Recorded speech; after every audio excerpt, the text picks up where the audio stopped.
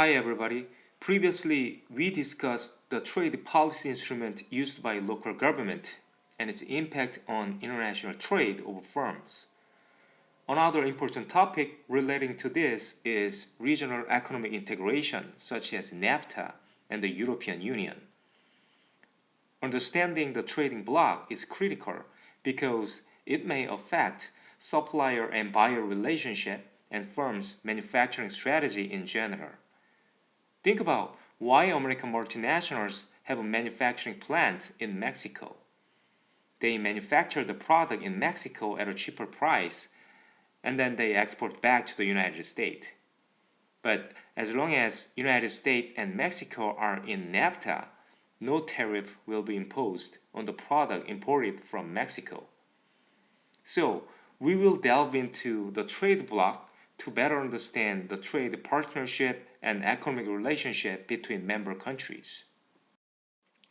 Since the beginning of the semester, we talked about NAFTA and how NAFTA affects each member country's economies. So in this chapter, we will investigate other types of trade and economic agreement as well, and we will compare how these trade agreements are different from each other. For example, both NAFTA and European Union member countries involved in trade disputes between member countries. However, the way the European Union member countries resolve the trade conflict is significantly different from that of NAFTA. EU member countries are more likely to compromise their trade dispute quickly without much tension or threat. So basically, this kind of difference will be discussed. And then we will also talk about the pros and cons of a trade bloc. And finally, we will discuss potential business implications for multinational corporations. To start with, take a look at this target image.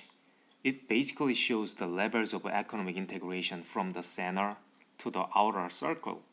Simply put, the more you go outer circle from the center, the higher the economic integration between member countries of the trade bloc.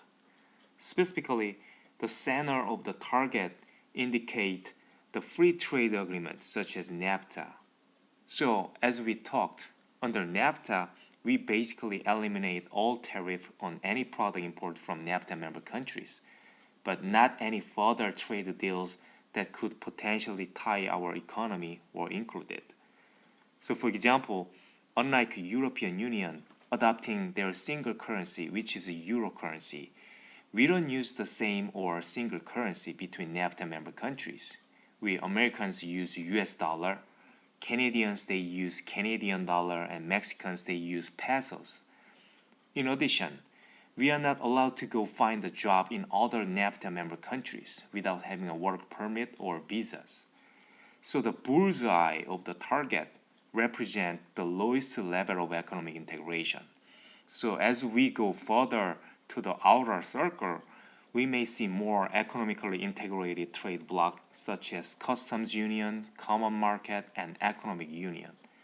So now, let's start from the center. We talked about NAFTA so many times in class, so you now know the member countries and what trade deals we include. But it is also worth noting that the NAFTA member countries did not immediately eliminate all tariff from the beginning in 1994. Especially the tariffs on agriculture and dairy products such as milk, corn, and beans were remained as all NAFTA member countries needed to protect agriculture and their dairy industry and their producers. However, in 2008, all the remaining tariffs were eliminated. So now, no tariff applies to any product import from NAFTA member countries. Now let's talk about the advantage of NAFTA. One of the significant advantage is trade promotion. I have actually mentioned this several times. As you know, because of the elimination of tariff between NAFTA member countries, our top trading partner besides China are Canada and Mexico. But it also promotes foreign direct investment between NAFTA member countries. Foreign direct investment here means making direct investments such as building manufacturing plant, opening research and development centers, as well as sales representative office to the host country. Then now, let's think about the reasons why free trade agreement encourage direct investment to the member countries. In other words, why do American multinationals go to Canada or Mexico for manufacturing activities, although we can produce those products domestically and export to both Canada and Mexico without the tariff barrier? You will see a couple of figures showing the foreign direct investment position, i.e., which country goes to where for foreign direct investment. And after these figures, let's talk about which country has gained the most benefit out of this free trade agreement deal. The following figure shows the foreign direct investment inflows to the United States from Canada and Mexico. Investing directly to the United States means that Mexican multinational corporations compete not only with the US company, but also they compete with Canadian multinationals. As can be seen from the figure, we received most FDI from Canada, not really from Mexico.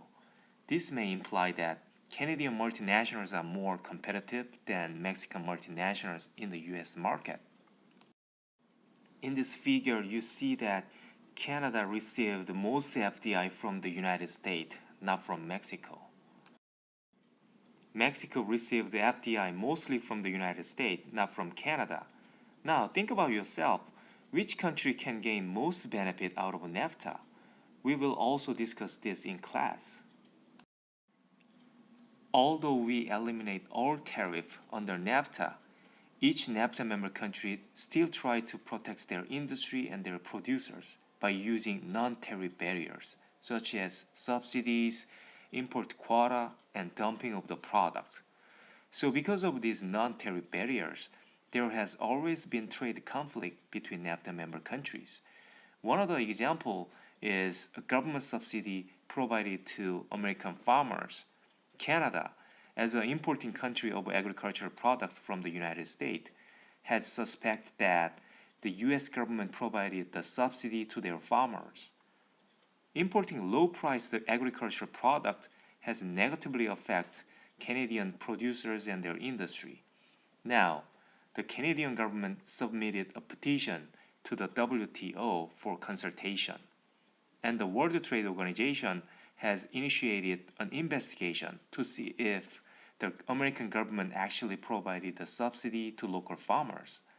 If the investigation turned out that there was a government subsidies to the local farmers, then Canadian government can now impose a countervailing duty to offset the effect of subsidy to agricultural product. We just learned that the free trade agreement such as NAFTA is the lowest level of economic integration. Now, let's talk about other trade agreements that shows a greater level of economic integration. Earlier in the target image, the next level of economic integration after the NAFTA was customs union. An example of customs union is Andean Community, which include 5 Latin American countries such as Bolivia, Colombia, Peru, Ecuador, and Venezuela.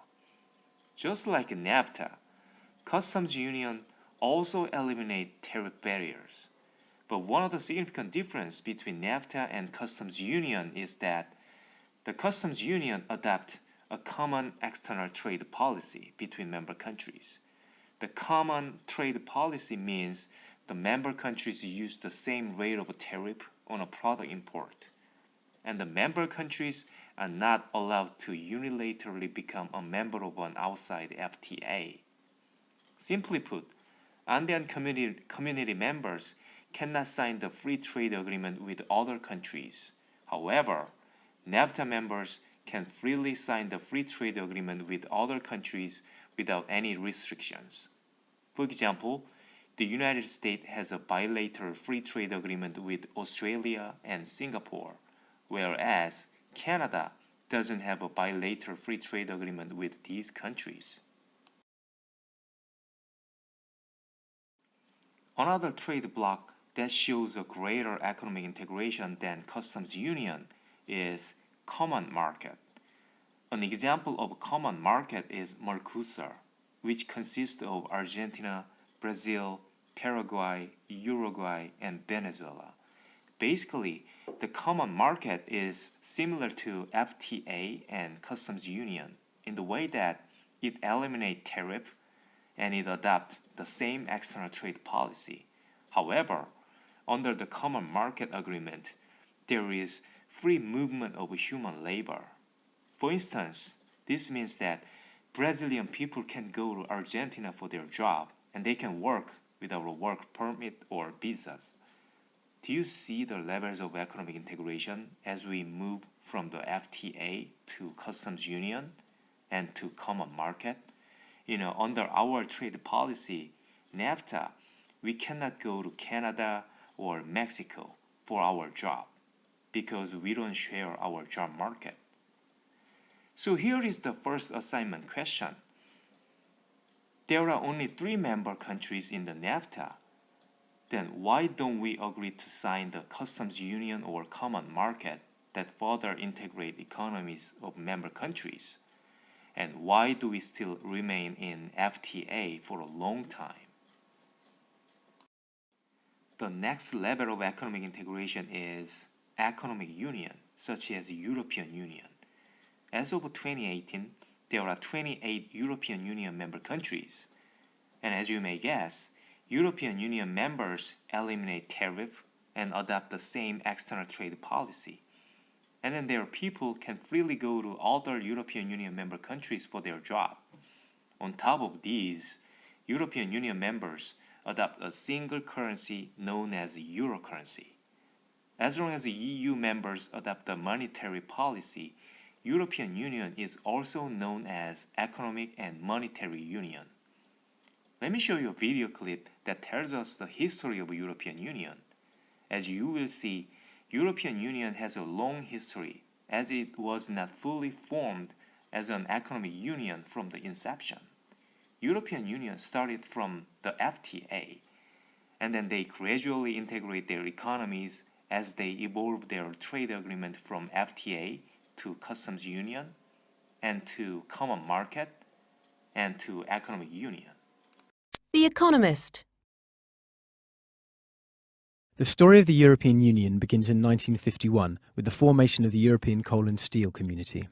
France, Italy, West Germany and the 3 Benelux countries agreed to unify their coal and steel markets, the idea being that economic interdependence would make a return to war, in the words of French Foreign Minister Robert Schuman, materially impossible. The GDP of the 6 members rose steadily as the effects of the community rules on industrial production and trade began to kick in. 6 years later, in 1957, the 6 countries signed the Treaty of Rome, creating the European Economic Community. In 1961, the United Kingdom, along with Ireland and Denmark, applied to join, but France's President Charles de Gaulle vetoed Britain's application. It wasn't until 1973 that the EEC enlarged to take in the 3 countries. In 1979, the first Europe-wide elections to the European Parliament took place. 2 years later, Greece joined the EEC, followed in 1986 by Spain and Portugal. In 1990, following the fall of the Berlin Wall and the subsequent reunification of Germany, the EEC was extended to cover what had been East Germany. In 1995, Austria, Finland and Sweden joined what was now known as the European Union. The single European currency, the euro, was launched in 1999, with notes and coins entering circulation in 2002. In 2004, the EU saw its biggest expansion yet, taking in 8 former communist countries of Central and Eastern Europe, along with Cyprus and Malta. Romania and Bulgaria followed in 2007. In the 12 countries that joined in 2004 and 2007, the accession process has brought real benefits. According to the European Commission, between 2000 and 2008, the process contributed an average 1.75 percentage points to annual GDP growth in these countries. The Commission also says that enlargement has brought economic benefits to existing EU members as new export markets opened up. Today's European Union contains 27 member states, ranging in size from Germany down to Malta. Under current rules, in the European Council, where heads of government meet to take decisions, voting rights are awarded roughly in proportion to a country's population, although smaller countries tend to do better proportionately than large ones. The future of EU enlargement is uncertain. 3 countries, Croatia, Macedonia and Turkey, have had their applications to join the Union officially accepted. Yet many argue that the EU needs more time to digest its recent eastward extensions before it embarks on further serious enlargements. Of the 3 official candidates, only Croatia looks likely to join in the near future, probably at some point in 2011. Negotiations with Macedonia are being blocked by Greece, which has concerns about the former Yugoslav republic's name. Turkey's movement towards accession has stalled owing to concerns among senior European leaders over whether it belongs in the EU at all. Iceland, whose economy was wrecked by the financial crisis, applied for EU membership in 2009 and hopes to join relatively quickly. EU membership remains an aspiration for the countries of the Western Balkans. Albania, Montenegro and Serbia have all applied for membership. Bosnia and Kosovo are some way off yet. Further east, the issue becomes murkier. Ukraine, the most important country in the region, is keen on joining, but the EU is deeply wary of extending an invitation to a large, poor country racked by instability and corruption. Equally, some politicians in the countries of the South Caucasus, particularly Georgia, aspire to EU membership, but there is no real prospect of this in the short or even medium term.